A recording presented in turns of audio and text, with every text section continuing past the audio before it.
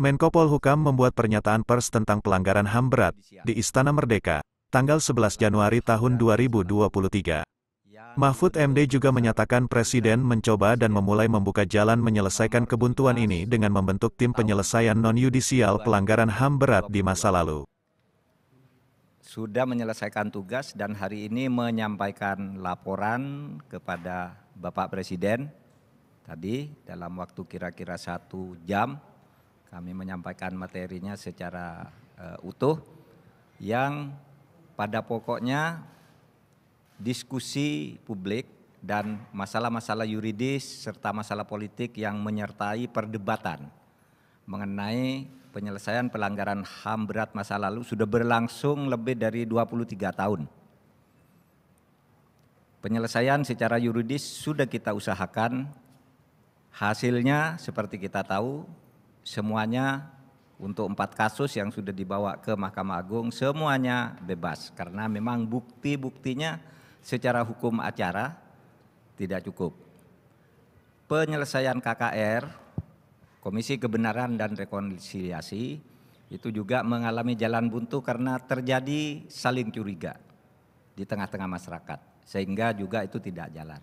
Oleh sebab itu Presiden mencoba dan memulai membuka jalan menyelesaikan kebuntuan ini dengan membentuk tim penyelesaian non-yudisial pelanggaran HAM berat di masa lalu yang diminta melakukan pemeriksaan dan penyelidikan ulang terhadap peristiwa itu, kemudian mencari kemungkinan penyelesaiannya di dalam situasi baru yang sesuai dengan situasi politik, ekonomi, sosial, budaya yang berkembang sekarang ini.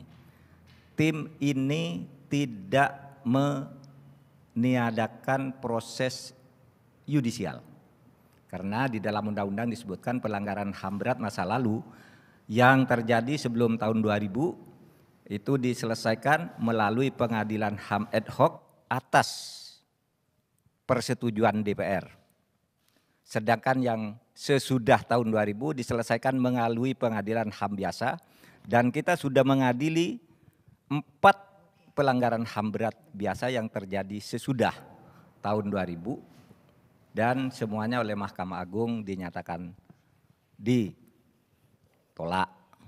Semua tersangkanya dibebaskan karena tidak cukup bukti untuk dikatakan pelanggaran HAM berat. Bahwa itu kejahatan iya, tapi bukan pelanggaran HAM berat karena itu berbeda. Dan kalau kejahatannya semuanya sudah diproses secara hukum. Tapi yang dikatakan pelanggaran HAM beratnya itu memang tidak cukup bukti. Tapi oleh karena menurut pasal 46 Undang-Undang nomor 26 tahun 2000 pelanggaran HAM berat itu harus diusahakan diproses ke yudisial, ke pengadilan tanpa ada daluarsa, maka kami akan terus usahakan itu dan persilakan Komnas HAM bersama DPR dan kita semua mencari jalan untuk itu. Jadi tim ini tidak menutup dan mengalihkan penyelesaian yudisial menjadi penyelesaian non yudisial, bukan. Yang yudisial silakan jalan. Yang kedua, isu yang dulu rame, misalnya masalah peristiwa 65. Ada yang menuding itu untuk menghidupkan lagi komunisme dan sebagainya, itu tidak benar. Karena berdasar hasil tim ini justru yang harus disantuni bukan hanya korban-korban dari pihak PKI, tetapi juga direkomendasikan korban kejahatan yang muncul di saat itu termasuk para ulama dan keturunannya. Tidak benar juga ini misalnya mau memberi angin kepada lawan Islam karena dukun santet di Banyuwangi itu yang akan diselesaikan dan disantuni oleh atas rekomendasi tim PPH ini semuanya ulama. Di Aceh itu semuanya Islam. Kenapa harus dikatakan bahwa ini untuk mendiskreditkan Islam untuk memberi angin kepada PKI? Itu sama sekali tidak benar karena soal PKI itu sudah ada TAP MPR-nya. Kami sudah sampaikan itu semua tadi kepada Bapak Presiden, rekomendasi sosial, politik, ekonomi termasuk pendidikan HAM kepada keluarga besar TNI dan ABRI juga sudah dan Polri juga sudah disampaikan. Nah, untuk ini kami ingin menyampaikan laporan resmi ini kepada Bapak Presiden, yang nanti untuk selanjutnya Bapak Presiden akan memberikan pernyataan terbuka kepada kita semua. Terima kasih. Assalamualaikum warahmatullahi wabarakatuh.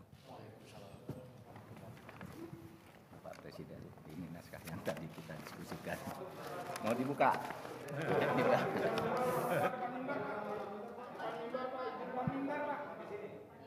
Kapan lagi perintah?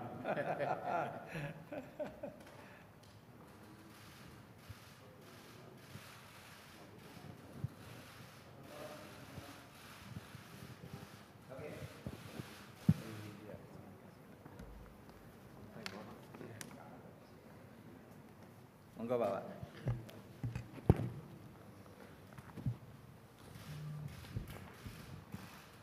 Assalamualaikum warahmatullahi wabarakatuh. Selamat pagi, salam sejahtera bagi kita semuanya. Bapak, Ibu, dan saudara-saudara sebangsa dan setanah air, saya telah membaca dengan seksama laporan dari tim penyelesaian non-yudisial pelanggaran hak asasi manusia yang berat yang dibentuk berdasarkan keputusan Presiden nomor 17 tahun 2022. Dengan pikiran yang jernih dan hati yang tulus, saya sebagai Kepala Negara Republik Indonesia mengakui bahwa pelanggaran hak asasi manusia yang berat memang terjadi di berbagai peristiwa. Dan saya sangat menyesalkan terjadinya peristiwa pelanggaran hak asasi manusia yang berat pada yang pertama, peristiwa 1965-1966, dua, peristiwa penembakan misterius 1982-1985, tiga, peristiwa Talangsari, Lampung, 1989.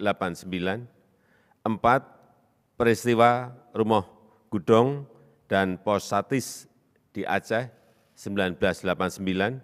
Yang kelima, peristiwa penghilangan orang secara paksa tahun 1997-1998. Enam, peristiwa kerusuhan Mei 1998. Tujuh, peristiwa Trisakti dan Semanggi 1 dan 2, 1998 dan 1999. 8, peristiwa pembunuhan Dukun Santet 1998-1999.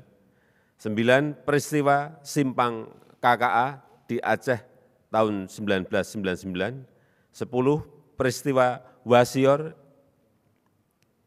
di Papua 2001-2002, 11 peristiwa Wamena, Papua di 2003, dan 12 peristiwa Jambu Kapok di Aceh tahun 2023.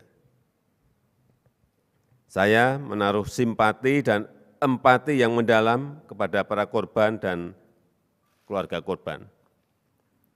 Oleh karena itu, yang pertama, saya dan pemerintah berusaha untuk memulihkan hak-hak para korban secara adil dan bijaksana tanpa menegasikan penyelesaian yudisial.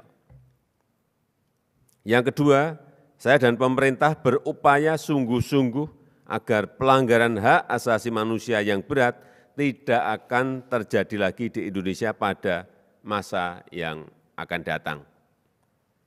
Dan saya minta kepada Menteri Koordinator Politik, Hukum, dan Keamanan, Menko Polhukam, untuk mengawal upaya-upaya konkret pemerintah agar dua hal tersebut bisa terlaksana dengan baik. Semoga upaya ini menjadi langkah yang berarti bagi pemulihan luka sesama anak bangsa, guna memperkuat kerukunan nasional kita dalam negara kesatuan Republik Indonesia. Saya rasa itu yang ingin saya sampaikan. Assalamualaikum warahmatullahi wabarakatuh.